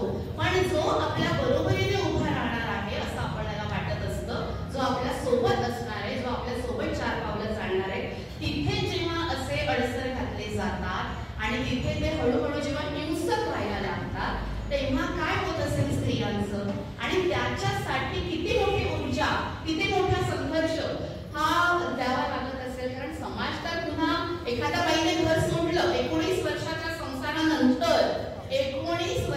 संसारानंतर जेव्हा माझ्यासारखी व्यक्ती राहत्या कपड्यांशी माझ्या लहानग्या मुलाला घेऊन बाहेर पडते, तेव्हा समाजाला काहीच माहिती नसतं की आत काय चाललेलं आहे. कारण नाही म्हटलं तरी कुठेतरी मध्यमवर्गीयपणा असतो. म्हणजे जितकी झोपडपट्टीतली बाई सहज म्हणते की काल मला नवऱ्याने मारलं, मी पण त्याला 2 लाखाला कारण तो मेला दारू पिऊन आला होता. पण शिक्षण नावाची जी गोष्ट आहे, ती शिक्षण नावाची गोष्ट जितकी आपल्याला ताकद देते हे जरी खरं असलं तरी कुठेतरी ती मध्यमवर्गीयपण पण लागत असते आपल्यावर. आणि त्या मध्यमवर्गीयपणाचा एक मोठा तुरुंग आहे आणि तो सुद्धा तुरुंग भेटला पाहिजे. कारण जसजसं आपण तळागाळातल्या मध्यम वर्गाकडे येतो, कारण वर्ग पण आहे ना, वर्गाकडे पण आपण हळूहळू सरकत जातो आहोत. त्यामुळे या सगळ्या जाणीवांशी काय करणं, भिडणं, त्या जाणीवा फेकून देणं जेव्हा वाईट आहे आणि आपल्यामध्ये पुन्हा एकदा एक नितळपण आणणं आणि तरीही पुरुषाविषयी कडवट न होणं, पुरुषांविषयी कडवट न होणं, त्या सगळ्या पुरुषांच्या विषयी मनामध्ये एक करुणेचा, एक आपलेपणाचा भाव ठेवणं, भातृभाव ठेवणं, बंधुभाव ठेवणं. कारण आपल्याला जे जग हवंय ना सगळ्यांना, त्या जगामध्ये ते फक्त स्त्रियांचं नाही आणि स्त्रियांचंच फक्त असणं हेही योग्य नाही, ते असूच शकत. आपल्याला या जगामध्ये आपल्या साथीदारांना, आपल्या भावाला, आपल्या वडिलांना, आपल्या सगळ्या पुरुषाशी असलेली जी नाती आहेत त्या सगळ्यांना घेऊन सोबत जायचं आहे आणि त्यांच्या सोबतच हे जग सुंदर करायचं आहे. आणि म्हणून मी माझ्या एका कुठल्या तरी कवितेच्या 4 ओळीमध्ये असं म्हटलं पण होतं की मी नाही निवडलं हे जग, मी नाही निवडलं हे जग, मी नाही निवडलं हे शरीर, तरी मला ते करायचंय सुंदर, नम्र आणि जगण्याला लायक, ज्याच्यावर असतील मानुषतेच्या सर्व खुणा, ज्या मिरवेन मी छातीवर दिमाखाने मंगळसूत्र आहे.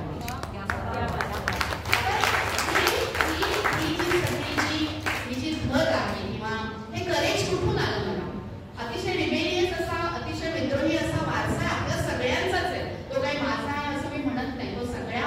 कारण सावित्रीबाई कुणा एकीची नाही, जिजाऊ कुणा एकीची नाही, जिजाऊंच्या लेखी आम्ही सगळ्या सुद्धा आहोत, सावित्रीच्या लेखी आम्ही सगळ्या आहोत, सगळ्या आपण एकमेकींशी बांधलेल्या आहोत, जोडलेल्या आहोत. त्यामुळे मला असं वाटतं की हा जो सगळा वारसा मिळालेला आहे, तो वारसाची खरी ताकद आपण ओळखायला पाहिजे.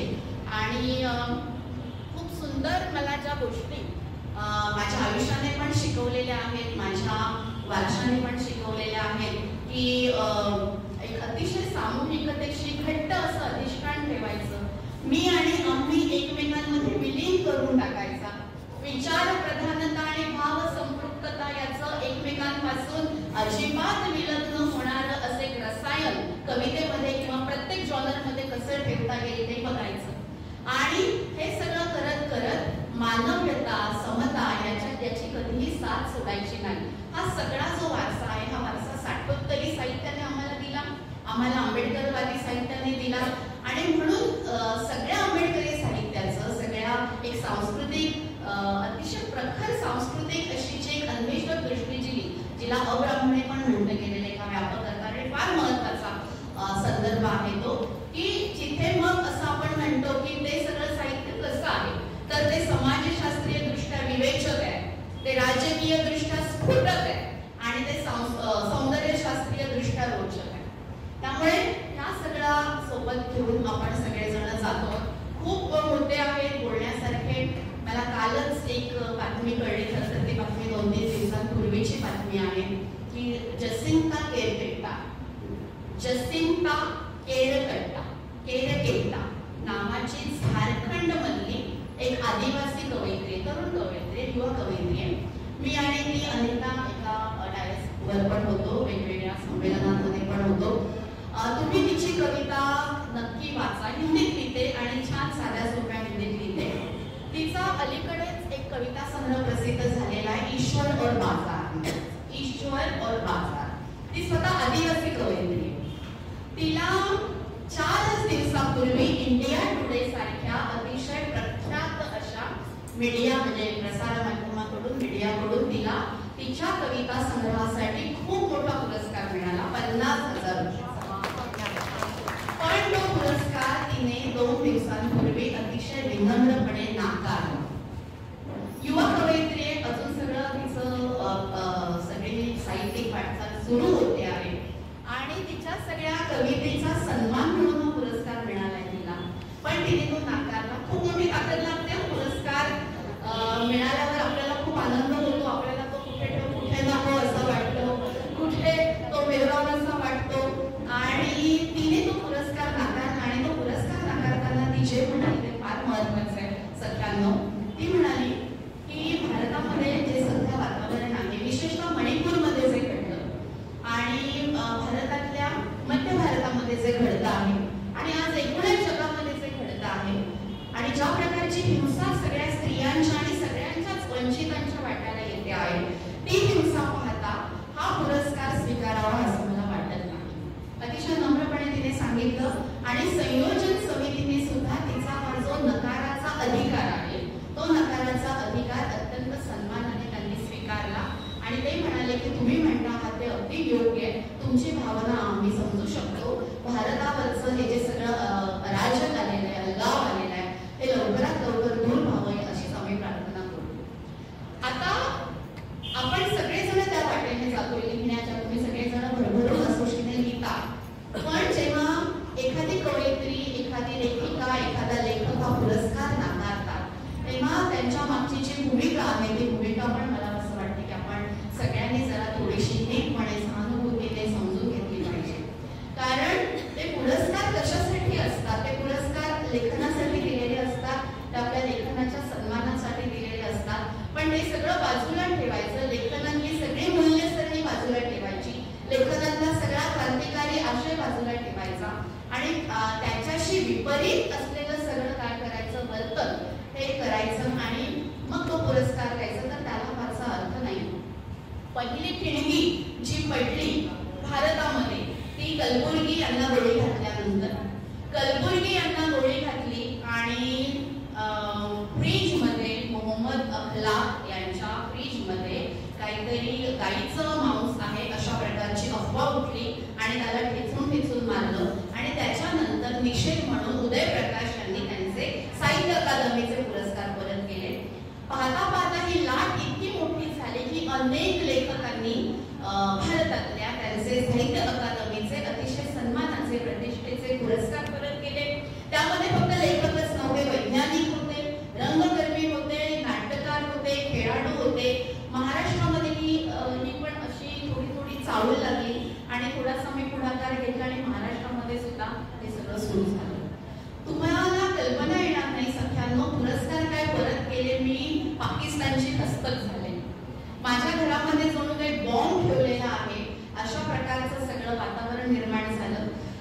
सगळ्या मीडियाचे सतत ते माझ्या घराच्या बाहेर माझ्या सोसायटीमध्ये वेगवेगळ्या चॅनलचे सगळी लोक माझी मुलाखत घ्यायला काय झाले ते विचारायला आणि इतकं ट्रोल झालो आम्ही, इतके ट्रोल झालो की अतिशय वाईट आणि अतिशय शेलक्या शब्दामध्ये म्हणजे स्त्रीशी लढायचं झालं तर विचाराने विचारांचा प्रतिवाद करा अशा प्रकारे आपण म्हणतो ना. पण तेवढं कुठे तेवढी प्रज्ञा नाहीच आहे ना. मग वाद कुठे करायचे तर ते तर मी काही तुम्हाला सांगायला नको. म्हणजे ज्या ज्या स्त्रियांनी याच्या बाजूने लिहिलं, जे काही चाललेलं आहे देशामध्ये त्याच्या संदर्भात लिहिलं तर त्यांना प्रेस्क्रिप्टिव्ह असं म्हटलं गेलेलं आहे. खूप घाणेरड्या आणि खूप शेलक्या अशा शब्दांनी त्यांच्यावर सगळे अतिशय वाईट अशी शेरेबाजी झालेली आहे. एक कर्नाटकातली लेखिका, तिला तर सांगितले की आम्ही तुझ्यावर सामूहिक बलात्कार करतो. माझ्यासारख्या लेखिकेला सांगितले की आम्ही तर तुझ्या मुलालाच काहीतरी हे करून टाकतो.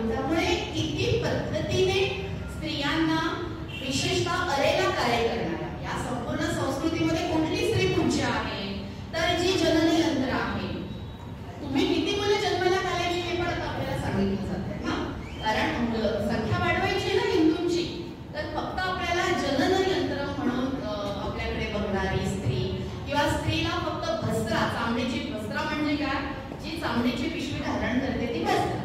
तर ह्या चामडीच्या पिशव्या आपण ज्या खरं तर तो गौरव आहे खरं तर, कारण आई असतो आपण, पण तेवढ्याच पुरतं आपलं सगळं कर्तृत्व मोजायचं आणि या पलीकडे अरेला कार्य करणारी खऱ्या अर्थाने ज्ञान तपस्वी, बाकीचं सोडाच, पण ज्या रमाबाई खूप मोठ्या पुण्यातल्या कोणत्या रमाबाई, त्यांना सुद्धा टिळकांनी काय रेवदंड अशा प्रकारे त्यांना ते अतिशय हलकं असं विशेषण लावलेलं आहे. म्हणजे आपल्याकडे असं दिसतं की ही सगळी मागे जरी गेलो तरी लढणाऱ्या स्त्रियांना खूप त्रास दिलेला आहे. आजच्याही स्त्रियांना त्रास दिला जातोय. गौरी लंकेश आणि कितीतरी उदाहरणं आपल्याला देता येतील. मला असं वाटतं की हा शब्द जपून ठेवणं, ही शब्दामागची धग जपून ठेवणं, ही शब्दाची ताकद जपून ठेवणं हे फार महत्वाचं आहे.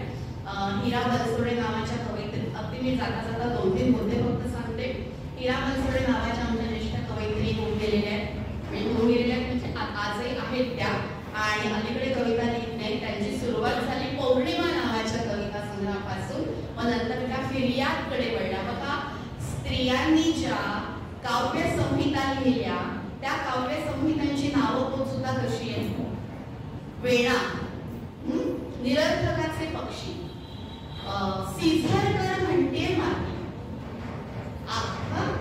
संवाद श्वास माझा, फक्त सैल झालाय दोन, मी हाती घेतले स्टेअरिंग. बघा, वाळूचा प्रियकर आहे पण वाळूच आहे. मल्लिका अमरशे, मी भिडवून पाहते समग्राशी डोळा, बदलत गेलेली सही, कारण स्त्रीचं तर नाव बदलतं तिची सही बदलते. म्हणजे आपल्याला असं लक्षात येतं की या स्त्रियांनी निर्माण केलेल्या ज्या सगळ्या टेक्स्ट आहेत, ज्या संहिता आहेत, त्याच्या नुसत्या शीर्षकांकडे जरी आपण लक्ष दिलं तरी आपल्याला गेल्या अनेक शतकांचा स्त्रियांच्या संघर्षाचा, स्त्रियांच्या इतिहासाचा हा सगळा प्रवास आपल्याला दिसतो. आणि इतिहासाच्या पानांमधून तर आपल्याला डिलीटच करून टाकलेला आहे ना, आपल्याला इतिहासाच्या पानांमधून स्त्रियांचं कर्तृत्वच डिलीट करून टाकलेलं आहे. त्यामुळे आपल्याला ते शोधायचं आहे आणि आम्हीही इतिहास घडवला, आम्हीही इतिहास घडवतोय. जसं या सभा मंडपामध्ये, या प्रकाशाने भारलेल्या तेजाच्या ज्ञानाच्या सभा मंडपामध्ये एक नवा, एक सांस्कृतिक साहित्यिक इतिहास घडवला जातोय. आणि मगाशी प्रतिभाताई म्हणाल्या की आम्हाला आता सतरंज्या उचलायच्या नाही, आम्हीच आमचं निर्माण करू, आणि हे खरंय. तर त्या पद्धतीने हे सगळं चालू आहे. मला खूप आनंद होतोय. हिराताईंचा मी उल्लेख केला की हिराताईंनी खूप वर्षांपूर्वी कविता लिहिली, त्यांच्या मैत्रिणीला उद्देशून. त्यांची मैत्रीण कोण, तर सवर्ण समाजाची. नाव काय, काही असू शकेल, आपल्याला माहिती आहे. आणि त्यांनी तिला घरी जेवायला बोलवलं, अतिशय प्रेमाने तिला म्हटलं की जेवायला बोलवलेलं आहे, चला जाऊया. आणि मग हिराताई म्हणतात की सखी तू मला जेवायला बोलवलंस आणि सगळ्या शतकानुशतकांच्या जातीपातीच्या भिंती तोडून तू मला जेवायला बोलवलंस. मी तुझ्या घरी जेवायला आले, मनापासून आले, प्रेमाने आले. मग तू नाही यांच्या घरी त्या आल्या, म्हणजे हिराताईंच्या घरी सवर्ण समाजातली त्यांची मैत्रीण आली. आणि मग हिराताईंनी ताट वाटलं. त्या ताट वाटलं तेव्हा काहीतरी चुकलं, पदार्थांचा क्रम चुकला. आणि मग ती त्यांची मैत्रीण म्हणाली, इश्श, पान काही असं वाटतात का, असं असू नाही, तिथे मीठ, लिंबू, लोणचं कुठे ठेवायचं, चटणी कुठे ठेवायची, कोशिंबीर कुठे ठेवायची, याचा क्रम असतो. इश्श बाई, आमच्याकडे असं काही नसतं, आम्हाला असं काही चालत नाही. मग तेव्हा हिराताई त्या कवितेमध्ये म्हणतात, मैत्रिणी श्रीखंड कशाला म्हणतात, श्रीखंडाचा रंग कसा असतो, कोशिंबीर कुठे ठेवतात, लोणचं कुठे ठेवतात, चपाती कुठे ठेवतात, पुऱ्या कुठे ठेवतात, याचा क्रम चुकला, याच्यात माझा काय दोष आहे तुम्हाला सांगशील का. हा जो पिढ्यानपिढ्या ज्यांनी आम्हाला या सगळ्या गावकुसाच्या बाहेर ठेवलेला आहे आणि ज्यांनी आमची कधी श्रीखंडाची हातातोंडाची काय गाठभेटच घालू दिलेली नाही, त्यामुळे पदार्थांमध्ये पानाचा जो क्रम चुकला त्याच्यामध्ये माझी काय चूक आहे हे तू मला सांगशील का, असं लिहिणाऱ्या कोण, हिराताई बनसोडे. आणि आज संवाद श्वास माझा असं लिहून आपल्याशी एक संवाद साधू पाहणाऱ्या आणि सगळ्याच भिंती ओलांडून तुम्ही सगळ्या जणी त्यांना साथ देणार देणाऱ्या एक वर्तुळ अशा पद्धतीने खूप सुंदररित्या पूर्ण होताना पाहणं हा सुद्धा गेल्या 40 वर्षांच्या माझ्या प्रवासातला एक सुंदर अतिशय क्षण आहे, नितांत सुंदर क्षण आहे. आणि या नितांत सुंदर क्षणाचं साक्षीदार तुम्ही सगळ्यांनी मिळून मला केलं, मला हा सन्मान दिला, त्यामुळे मी आपल्या सगळ्यांचं मनापासून आभार मानते. आणि जाता जाता एक कविता, दोन कविता आपल्या समोर ठेवते. माझ्या एका कवितेचं म्हणजे एक जी कविता होता ती आपल्यासमोर ठेवावीशी वाटते, कारण नादान हा शब्द फारच नकारात्मक पद्धतीने घेतला जातो. म्हणजे मुलाने नादान असलेलं चालतं, पुरुषाने नादानपणा केलेला चालतो, पण बोलून चालून नादान बाईलू असं मी म्हणते एका कवितेमध्ये. भारीच नाद मला शब्द कुटायचा, भारीच नाद मला शब्द कुटायचा, तशी नादानच आहे म्हणाला. रोज ढिगभर शब्द गोळा करायचे, रोज ढिगभर शब्द गोळा करायचे, न एक एक करत कुटत बसायचे. तसे कितीतरी शब्द झाले कुठून आजवर अगदी सहजगत्या, काहीच सायास पडले नाहीत मला. मग मी संज्ञा परिभाषा कुठल्या जडदार मिरची पावडरी सारख्या, अगदी प्रतीक प्रतिमा रूपकही सुटली नाहीत माझ्या खलबत्त्यातून.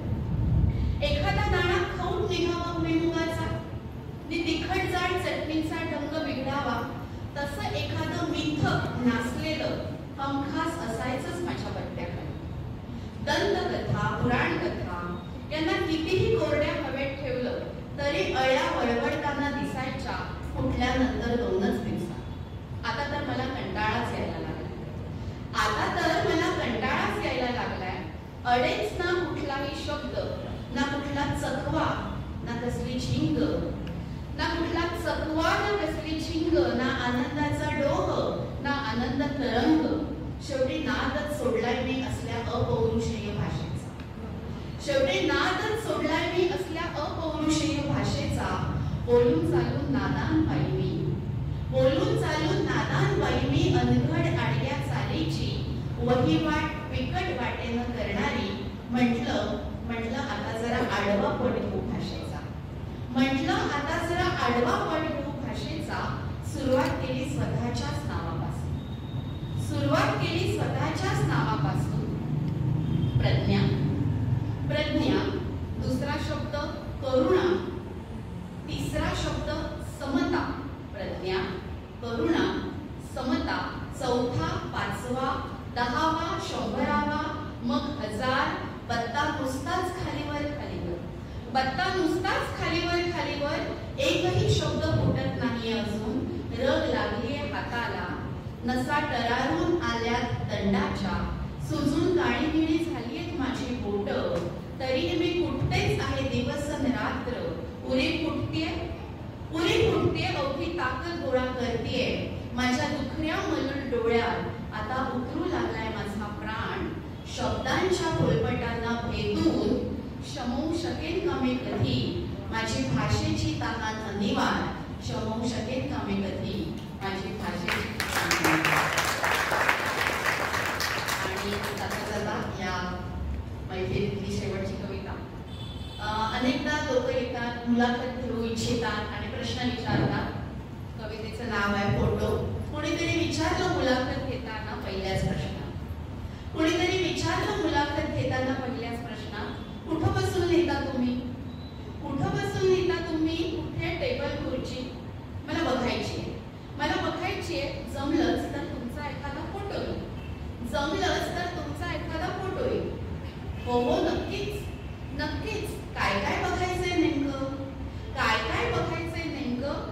बघा बघा ही पृथ्वीची विस्तीर्ण पाठ, तिच्यावरच बसते मी अशी मांड ठोकून, तिच्यावरच बसते मी अशी मांड ठोकून. मी घेते लपेटून स्वच्या सळसळत्या संवेदने अवघी समजती. मी असते कधी मुंगी उडाली आकाशी, तिने गिळले सूर्याशी लिहिणारे मुक्तासन काढणे. कधी थेरी गाथा लिहून ज्ञानाची असीम अनुभूती साक्षात करणारी थेरी. माझा बाज नाहीये निवड शब्दजीवी, माझा बाज नाहीये निवड शब्दजीवी. अनुभवाने गच्च भरलेल्या जगण्यात मी मैलोन मैल चटचट चालणारी नी अंगावरचे सगळे कपडे फेकून भर रस्त्यात नागव्याने मोर्चा काढला. सोयरा आणि सना हे तुम्हाला माहित असेल, इरोम शर्मिला आणि सगळ्यांनी ईशान्य भारतामध्ये नग्न मोर्चा काढला होता. कारण जे सैनिक देशाचं रक्षण करतात त्या सैनिकांनी आपल्याच भगिनींवर बलात्कार केला होता. त्यामुळे नग्न मोर्चा काढला होता सैनिकांविरोधात. तो संदर्भ आहे. नी अंगावरचे सगळे कपडे फेकून भर रस्त्यात नागव्याने मोर्चा काढणारी सोयरा आणि जना, हिडिंबा आणि त्राटिका, शूर्पणखा आणि इरोम शर्मिला, अमीट आहेत चेहरे माझे दगडासारखे फाशीव, मी लढीवाळपणाहूनही असंख्य आहेत माझे विभ्रम. तुम्हाला नेमके कोणते हवे आहे तुमच्या फोटोसाठी?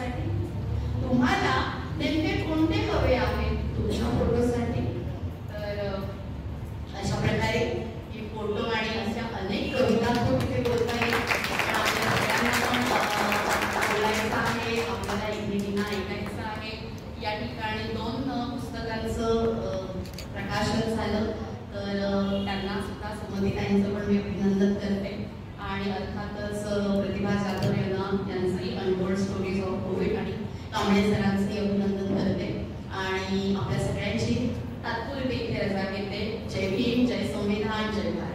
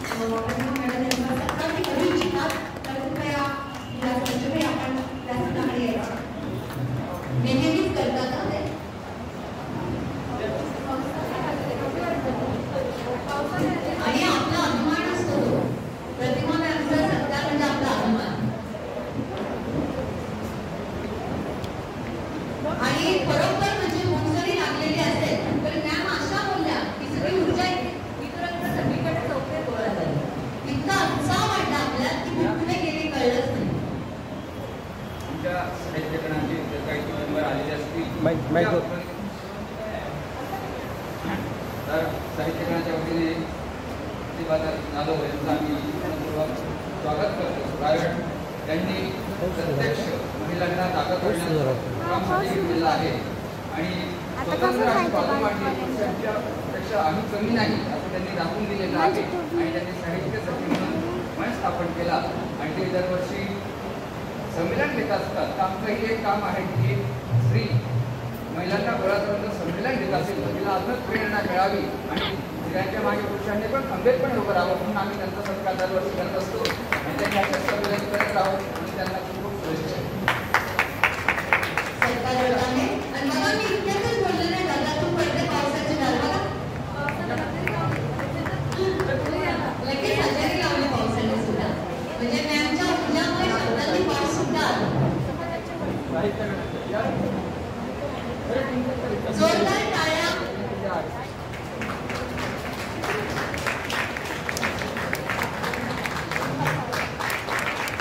पुढे जा ना माता तुम्ही आले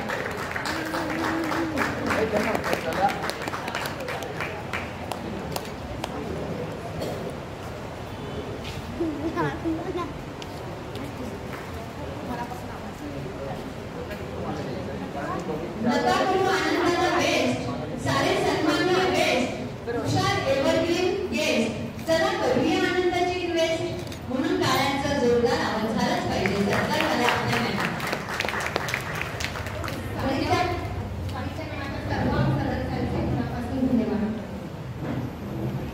आपण जेवणाचा ब्रेक घेण्यापूर्वी आपल्या ज्या मैत्रिणींची पुस्तकं प्रकाशित झालेली आहेत त्यांचा एक छोटेखानी आणि वेगळा थोडा सत्कार करूया. सगळे समोरच बसलेले आहेत त्यांची नावं आम्ही घेतलेली आहेत. प्रज्ञाताईंच्या हस्ते त्यांचा सत्कार होईल आणि त्यानंतर आपण जेवणासाठी ब्रेक करूया. यावर्षी साहित्यासाठी मंजुरी ठरवलं आहे की एका वर्षाच्या सखीचं पुस्तक प्रकाशन होणार आहे तर त्यासाठीचा आपण सन्मान करणार आहोत. गुरुशिवाय ज्ञान नाही आणि पुस्तकासारखा मित्र नाही हो ना अगदी सखी. आणि हो आता त्यांचं सरकार खरंच आहे पुस्तक मस्तक बनवतात आणि या मस्तकाकडे सारे नंतर नतमस्तक होत असतात हेही तितकेच खरे. सर्वप्रथम साहित्यासाठी मंचच्या माननीय सचिव अलकाताई कुलकर्णी यांचं यावर्षी काजळवाडी या काव्यसंग्रहाचं प्रकाशन झालेलं आहे. तर अलकाताईबद्दल सांगायचं झालं तर अनेक पुस्तकं त्यांचे प्रकाशित झालेले आहेत आतापर्यंत. तर त्यांचा सत्कार माननीय प्रज्ञाताई माननीय सुमतीताई सखीच्या माननीय उपाध्यक्षा मिलनताई यांनी करावा असं त्यांना मी विनंती करते. आणि आपण इतक्या वेळा अंका त्यांचं सूत्रसंचलन ऐकत होतो किती बरं वाटत होतं ना. गजल काय आवाज काय त्यांचा असं वाटतं त्यांनी गात राहावं आपण ऐकत होतो. तर जोरदार टाळ्या नको का त्यांच्याकरता. या अलकाताई यांना सर्वाधिक ग्रामीण साहित्याचा पुरस्कार मिळणार आहे. पुन्हा एकदा त्यांचे अभिनंदन. तसेच आता आरती रिंगोले आणि खरं सांगू का आरती आणि अलका या जोडीला दृष्ट नको लागायला. अर्थात नाही चालणार की प्रेममय दृष्ट म्हणजे पेट बरं ना. ही जोडीची सखी लाडकी आरती रिंगोले तिचा ओंजळ हा काव्यसंग्रह प्रकाशित झाला आणि ही आनंदी ओंजळ म्हणजे तिचा आईचा आशीर्वाद. तर चला करूया तिचा सत्कार. अभिनंदन आरती अभिनंदन अलकाताई. यानंतर पुढची सखी आहे सुज्योती बल्ला यांच्या घायाळ पक्षी हा कथासंग्रह, तरंग हा काव्यसंग्रह, प्राक्तन पाण्याची काव्यसंग्रह आणि कवळचा हा चावडी संग्रह यावर्षी प्रकाशित होणार आहे. मान्यवरांना विनंती आहे की त्यांनी सुज्योती बल्ला यांचा देखील सत्कार करावा. पुढची सखी आहे प्राध्यापिका आशाताई पाटील यांचा यावर्षी अस्तित्व हा काव्यसंग्रह प्रकाशित झालेला आहे. सखी आशाताई यांना विनंती आहे की त्यांनी व्यासपीठावर यायचे आणि मान्यवरांना विनंती आहे की त्यांनी आशाताईंचा सत्कार करावा. आशाताईंचा सत्कार होत आहे. तसेच वेदनेच्या पलीकडे काव्यसंग्रह पहिलाच लिहिणाऱ्या आपल्या सुनंदा सखी पाटील यांचाही सत्कार व्यासपीठावर होत आहे.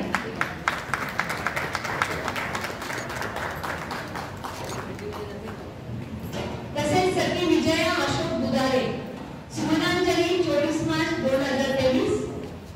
सखी विजया अशोक बुधारे सुनंदा पाटील यांचा सत्कार होत आहे आपल्यासमोर.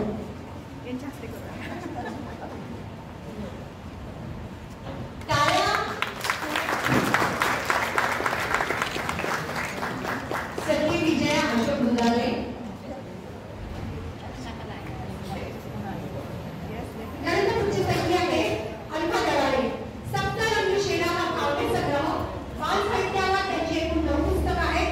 विविध दैनिक आणि दिवाळी अंकांमधून त्यांचं लेखन आणि सादरीकरण चालू असतं. अलकाताईंना विनंती आहे की त्यांनी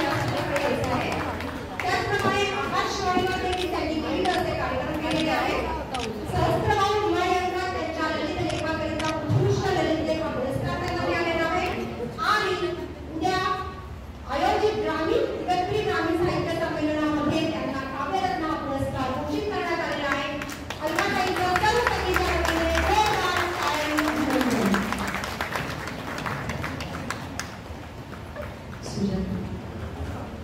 सुजाता मुली आपल्या समोर येत आहे वाटेवरच्या मशाली. सुजाता मुली टाळ्यांना कमी पडताय.